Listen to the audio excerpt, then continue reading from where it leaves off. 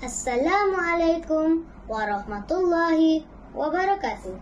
Saya Irham Hafiz bin Roza Saifuddin dari kelas 3 Al-Biruni ingin membicarakan sebuah buku yang telah saya baca. Tajuk buku yang ingin saya bicarakan pada hari ini ialah Kaki Tidur Skor A. Sedikit pengenalan bagi buku ini. Ia merupakan hasil karya Ain Maisarah dan Azanil Fitri. Buku ini diterbitkan oleh Bing Book Sendirian Berhad pada tahun 2018. Mari saya ceritakan serba sedikit tentang sinopsis buku cerita ini.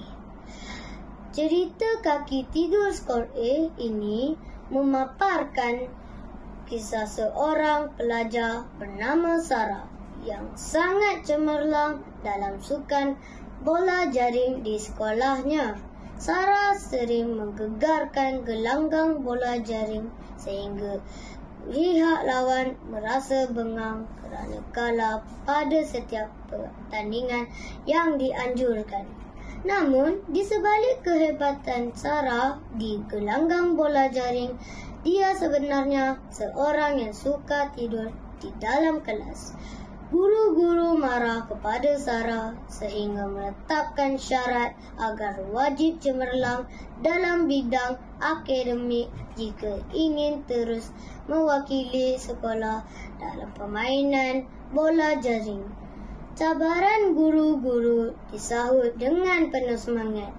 Akhirnya, Sarah berjaya membuktikan kepada guru-guru serta rakan-rakan yang dia mampu peroleh skor A pada setiap mata pelajaran di peperiksaan. Guru-guru merasa bangga kerana dan menjadikan Sarah sebagai ikon cemerlang di sekolahnya. Mengapa saya suka membaca buku ini? Pelbagai pengajaran dapat saya pelajari melalui buku ini. Antaranya ialah jangan mudah berputus asa dan sentiasa menyahut cabaran dengan positif.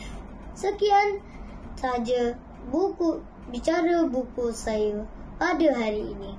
Akhir sekali, saya menyuruh rakan-rakan sekalian agar menanamkan sifat rajin membaca sedari kecil.